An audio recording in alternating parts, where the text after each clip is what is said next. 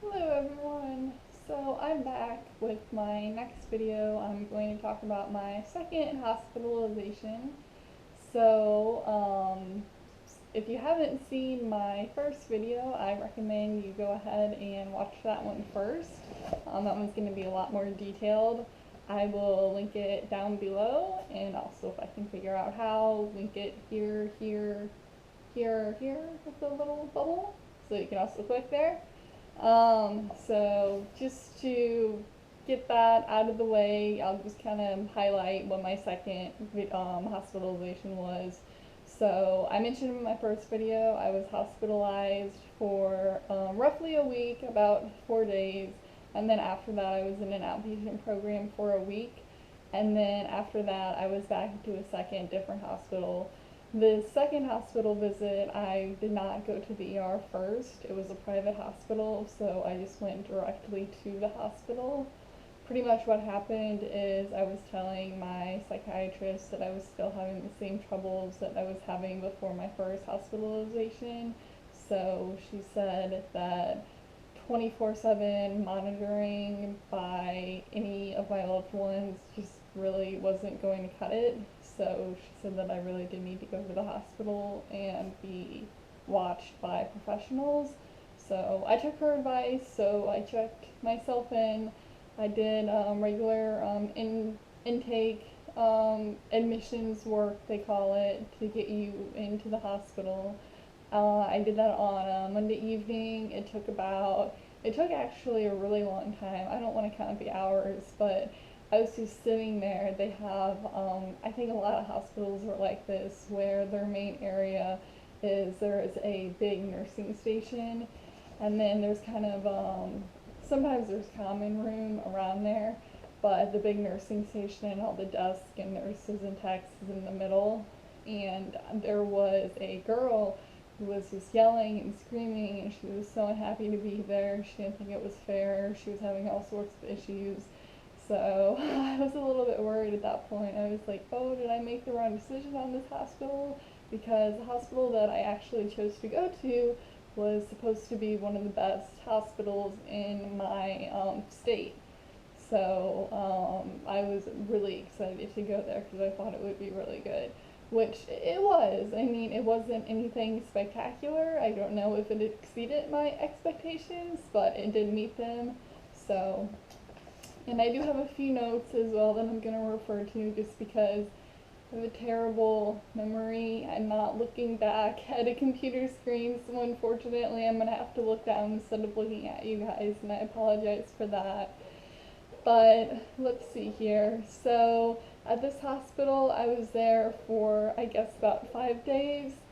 And the therapy groups, unlike in my last video, I mentioned they were more kind of centered around the arts and they were sort of different. They weren't really your typical, what you would consider helpful therapy.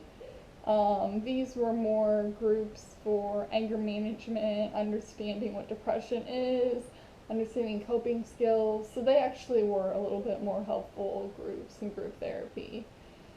Um, Also, when I was first admitted, I had a bracelet that made me on like higher suicide watch. They call it SP2, like suicide prevention.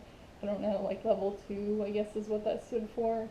So the hospital, it did have a gym and it had an art therapy room that you could go to for about an hour during the day. Unfortunately, I was not off of that SP2 until the last day, so I didn't get to participate in either of those two activities. So that really sucked. I didn't get to go down to the lunchroom either. They had to bring my food up to me, and I would eat in the commons room, in the day room. So that was okay with me because I did, on my last day, or I guess the day before my last day, I got out in the middle of the day, or towards before lunchtime. I was told that I was off of SB2, so I got to go down to the cafeteria, and it was so crowded because they had every single different area there. Like they had a children's wing, they had a like a drug users wing, they had like a higher, more like suicide longer prevention watch program wing there. So there was like 60 people in that cafeteria, so that was a little bit much for social anxiety. So I was kind of glad that I got my food delivered to me upstairs in my little common room with a handful of other people, so that was okay. Um, let's see, what else? So, yeah, unfortunately, I didn't get to use those other facilities. I would have loved to use the gym. When I first heard this facility had a gym, I thought it meant that it was going to be a free gym, even though it was going to be limited to an hour of a day. So, you guys let me know if you've ever been to a hospital where you can actually use a gym freely. I feel like that would benefit so much just to be able to exercise whenever, just get out your anger, get out those feelings of depression, just to be able to exercise. That would be so awesome.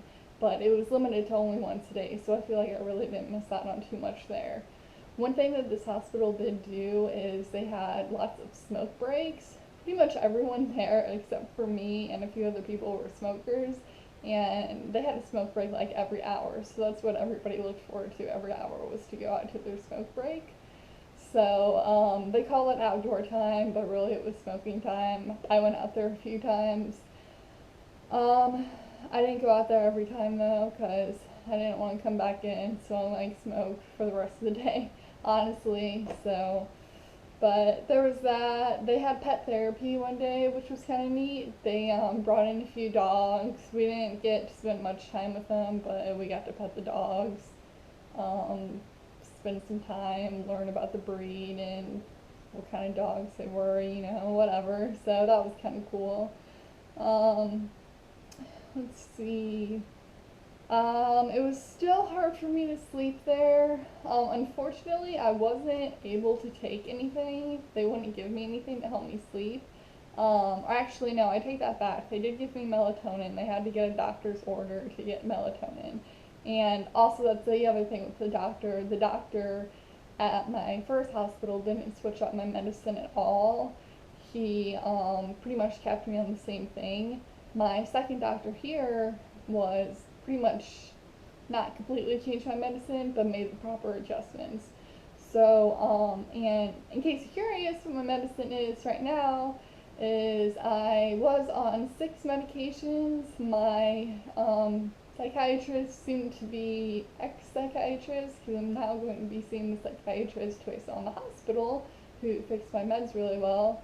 My previous psychiatrist, she was weaning me down to 5. This doctor has gotten me down to 4 now. So right now I am on Depakote, Latuda, and then I'm on, for my anxiety, I'm on Klonopin and Visceral. So those are the 4 medications that I am on right now. And so far, so good. If you're curious about the dosages, just leave me a comment and we can go into more detail about that. I don't think it's really too relevant here, but I would say I'm on high to average dose on those medications. So, and then let's see what else. So I did have a roommate. I liked my first roommate a lot. What was kind of funny about the room that I was in, I only had to switch rooms one time, and it was my last day, so I actually didn't have to sleep in that bedroom after I switched, so that was really cool. But my first roommate, she had bright red hair, so it was the red-haired girl and the purple-haired girl together, so that was really cool. And then when she left, she ended up leaving maybe like 3 days later, I think. A girl with blonde and blue hair came in. So then it was blue-haired girl and the purple-haired girl. So they had all the girls with the colorful hair all together in this room. So I thought that was kind of funny and amusing. So anyway, and then this was a better hospital as far as food went. The food was actually pretty decent. I actually got to drink regular coffee. I wasn't limited to just decaf. They had soda, they had vending machines. I don't know how the vending machines work. I don't know if they just spat out items or if you had to put your own money in because they take your personal belongings. I never went up and tried. So again, if anybody knows, let me know how that works out because I have no idea. But I saw people bring sodas back and they would have their sodas in their snacks. So however that worked. So let's see. Besides that, this time I did get to bring in my personal belongings. So I brought in I brought in my deodorant, I brought in my shampoo, my conditioner. Originally, I didn't care about makeup because the first hospital we didn't get to bring in anything, so I didn't care what I looked like. All the girls there were wearing makeup though, so the second day, I asked my boyfriend if he could bring in some makeup for me, and he did. So I ended up wearing makeup while I was there. So why not? Feel a little bit better about yourself each day, right? And let's see, what else? What else? So I was more prepared on that. I was more prepared. I brought several more books to read. I brought some coloring books. I brought a crossword puzzle book, or not a crossword, a word search book. And oh my god, I spent so much time on that word search book, like during groups. And I had a coloring book, and I had colored pencils that I brought. Like, I was all good to go on that. Like, I was just constantly doing something. So I was entertained there. Um, what else? What else? Did I leave anything else out? Um, that was about it. Those were the main differences from my first hospitalization. So just to update you guys on the difference and tell you what my second hospitalization was like versus my first. I do start DBT therapy tomorrow. I am starting first a few weeks with a individual counselor. The way she does it is she does therapy one-on-one, just depending on the individual. So we'll see how long that goes, and then I will be in a DBT group. DBT, if you're not familiar, dialectical behavioral therapy, and pretty much what that is it's spun off of CBT. It was originally designed to treat borderline personality disorder, but it's now used in a variety of ways. It really helps you manage, better regulate your emotions, take better control of your behaviors, how to react better with others. This is all from what I've researched or what I've been told from therapists and doctors. So I actually do have a pretty good link of a site that I found. So I will also link that down below. So you guys can look at that if you're interested in looking into that therapy. It does have a lot more homework with it. So that is one thing that everyone's always emphasized to me, is that you're gonna be ready to work because CBT versus DBT, one main difference is that there is more homework with DBT. So, but anyway, so I started that tomorrow, and I will update you guys on that, see how that goes, that first visit with my therapist, and hopefully that goes well. I do have an appointment with another single therapist that I believe is this week. That she's not a DBT group, she's a single person, so I'm just kind of trying out two different people at the same time. I really do hope this first therapist works out so I can do her DBT group, because I really do want to do the DBT group.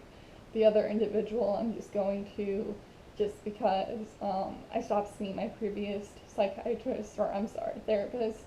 Excuse me. I stopped seeing my previous therapist, so I want to try and find a new one. So that's why I'm seeing this person. But so that's pretty much the update that I have. And thank you guys all so much for watching. I hope you have a wonderful rest of your weekend. I hope you all had a happy Easter for everyone who celebrated. And please subscribe to me if you can. If you like this video, please give it a thumbs up. Please leave me a comment if you have anything to add or anything you think I can do better. Having a less shaky voice and referring to notes less, I know that I can definitely work on those. So just getting used to talking to a camera, I'll work on that.